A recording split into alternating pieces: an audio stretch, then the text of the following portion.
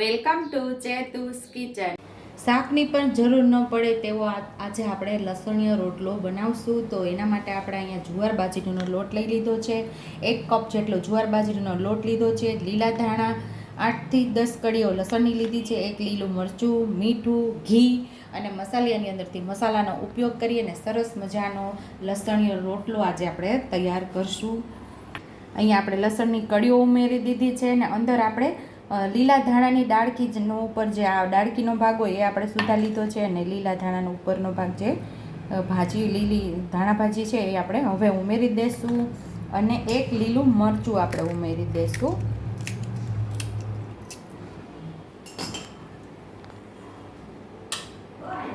થોડું આપણે જીરું ઉમેરશું.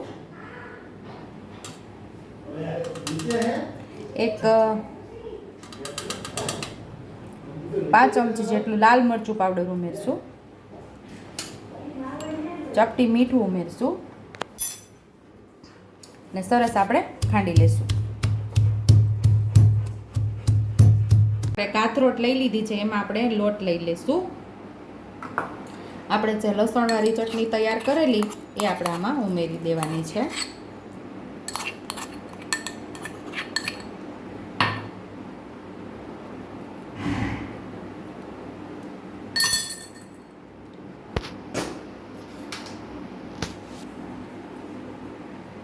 પાંચ ચમચીથી થોડી હળદર ઉમેરશું. થોડું ધાણા જીરું ઉમેરશું.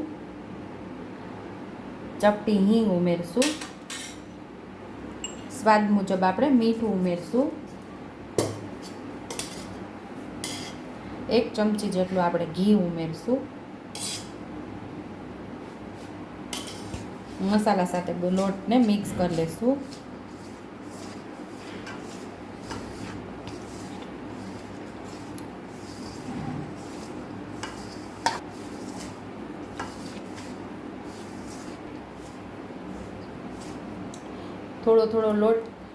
થોડું પાણી ઉમેરી અને લોટને સરસ મસળી લેવાનો છે.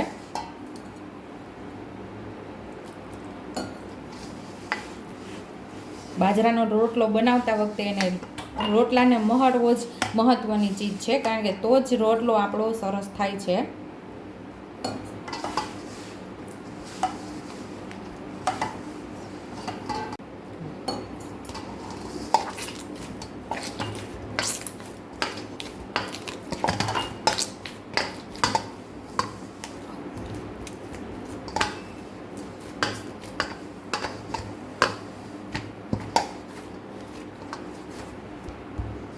તો અહીં આપણે લોટને સરસ મસળી લીધો છે.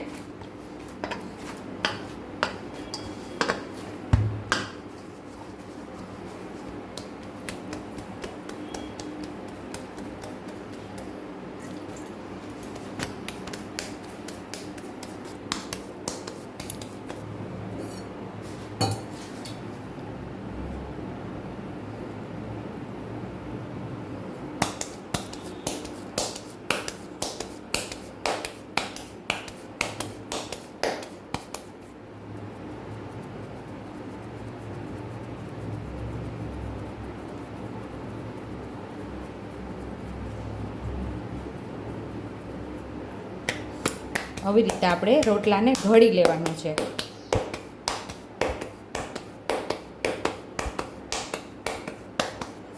કિનારીમાં કંઈ એવું લાગે કે ફાટે છે તો પાણીવાળો હાથ કરીને આવી રીતે તમે દાબીને સરસ વ્યવસ્થિત કરી શકો છો.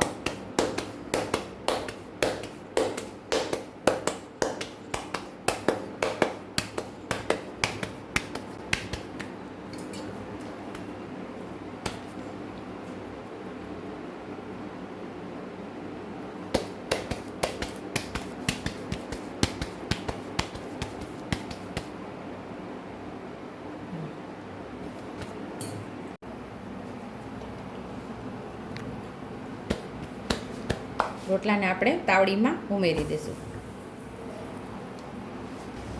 હવે આપણે રોટલાની સાઈડ ચેન્જ કરી લઈશું.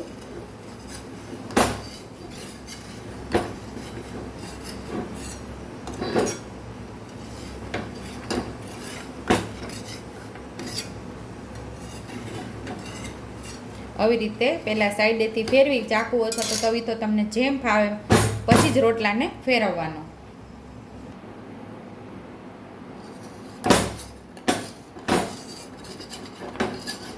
આ રોટલાને તમે દહીં સાથે પણ ખાવાની મજા આવે ને રાત્રે જો જમવામાં બનાવ્યો હોય ને તો દૂધ સાથે પણ ખાવાની ખૂબ જ મજા આવે છે. શાકની બિલકુલ જરૂર ન પડે એવો રોટલો આપણો આ ટેસ્ટી થાય છે.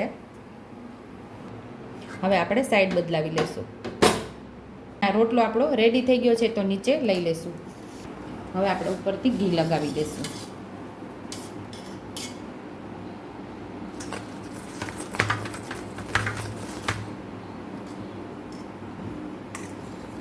તીખાશ તમને જે પ્રમાણે ફાવતી હોય એ પ્રમાણે લાલ મરચું પાવડર ઉમેરી અને રોટલામાં તીખાશ વધતી ઓછી કરી શકો છો તમે.